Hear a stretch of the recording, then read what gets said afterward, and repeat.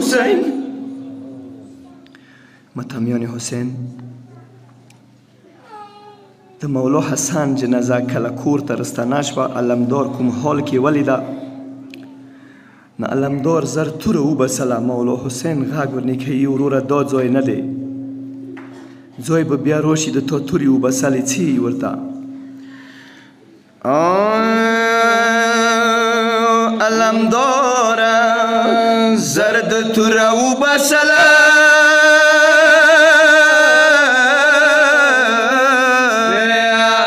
جنازه د وینو سرو کې ولیدله یا علمداره زر د توره وبسله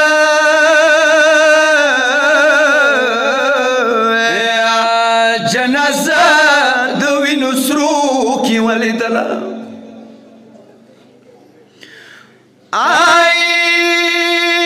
ورور کپان مو وکسه ټول وینو کې سور شو یا ورور کپان مو وکسه ټول وینو کې سور شو بد شو محبت برګد جان تکله نن د وینې لیدای نشي ورور حسن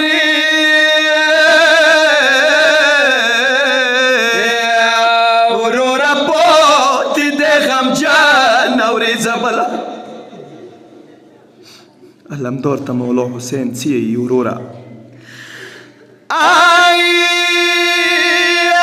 ساکنه مخنې په څنګې وینې کسې یا ساکنه مخنې په څنګې وینې کسې مازدیګر وي څه ګریوانې مشري خپله ودما میړنیه وروره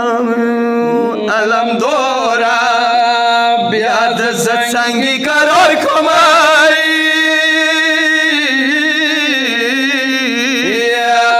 ساکنه یې که مازدیګر جوړوله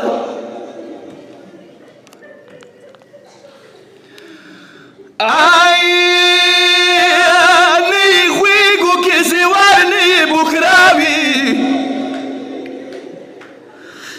یا نه یې غوږو کې زیور نه یې بوخراوي که بیا چومو جنازې ته نه پرېښلله مولا حسین څه وکړل دا حال یې کله علمدار ته بیان کو یا حسین غویږه علمدار نه توکه خدایا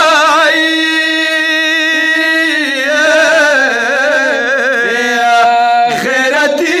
ورور نه یې توره واخیستله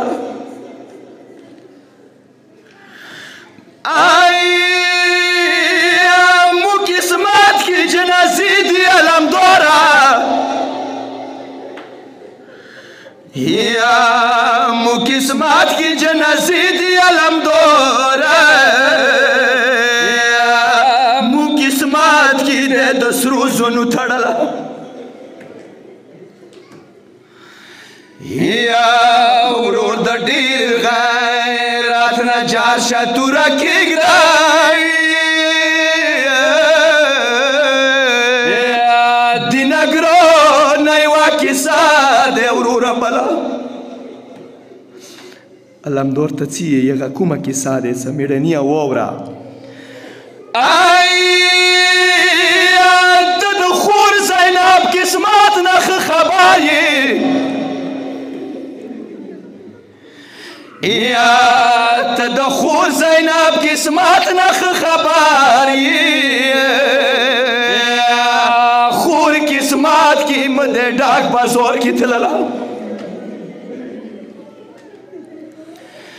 یا ته د خور زینب قسمت نه خبر یې خور قسمت مد په ډاک بازار کې تلله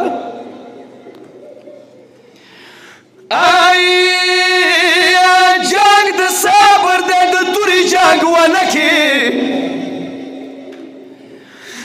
یا جنگ د صبر دی د تورې جنگ ونه کې یا خو بوتې د دربار کې ودرېدله یا سید عریف امام حسن قسمت جوړی